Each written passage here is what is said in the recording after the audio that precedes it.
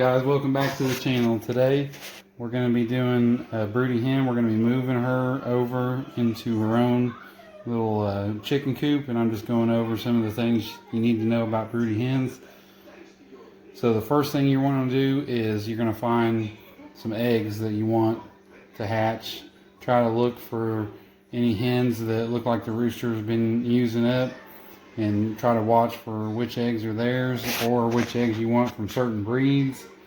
We got 2 broody hens, so we just got a big gaggle of eggs here, and we're going to go outside. We're going to put the eggs in the nest box, and then we're going to move our broody hens over to their new nest box. So I got 2 broody hens, so we're going to lay our eggs here in 2 of these nest boxes. We're just going to lay them down in there. Doesn't really matter. She's going to rearrange them and do what she wants with them. We're going to do a dozen. 6, 9, 10, 11, 12. So we're going to do a dozen in each nest box. And she's going to work this in, and she'll be the one to move them around. These are my Americana eggs. I don't know if they're going to hatch or not, because I can't tell if the rooster's really been messing with my Americana. So we're just going to have 3 of those. So there you go. 1, 2, 3, 4, 9, 10, 11, 12. So 12 and 12. We've hatched 14 before, so it's possible. And I am almost certain that not all of these will be fertilized, because we have so many hens, and our 2 roosters seem to favor the same hens. So alright, it's very key that you have a separate area, that you have a separate coop for them.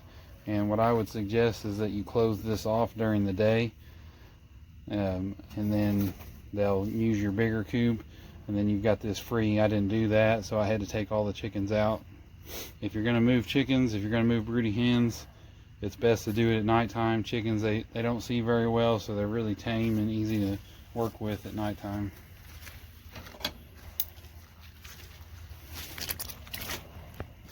Now the broody hens, you can tell that they're broody because they get really I don't know what the word is, territorial. And they get all nice and poofy like that, and they'll try to peck you.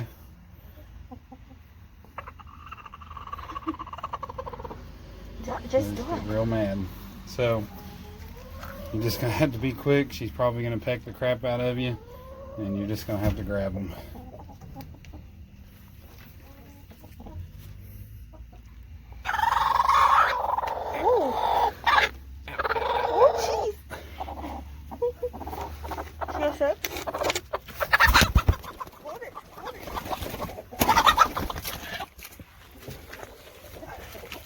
Close the door. And we'll just leave her in there, close the door, and she'll find her way to the nest one way or the other.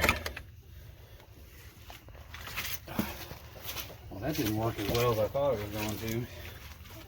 There's no eggs. She wasn't sitting on any eggs, so I don't know how long she's been brooding. Maybe this is the first day she's been brooding, so if it is the first day, then we'll double check in a couple days how many eggs are under her, because what they'll do is they'll get broody, and then they'll still continue to lay eggs for 4 or 5 days, so they'll lay 4 or 5 eggs, and there's none under her. So hold the wings, it's easy. Hold the wings. Easy for you. I know. Okay, she's got 1 egg under her.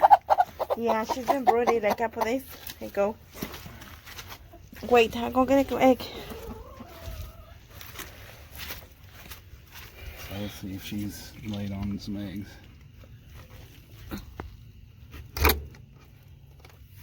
Not yet. Nope, she's still wandering around. Put her right here. Get this egg. Put it right there.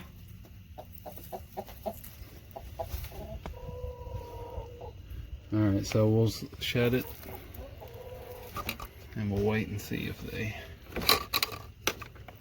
figure it out.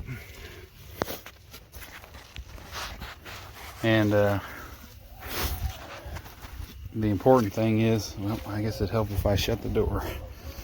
The important thing to do before you move the broody hen is to make sure you clean out the coop real good, because you just don't want to be disturbing them as much as possible.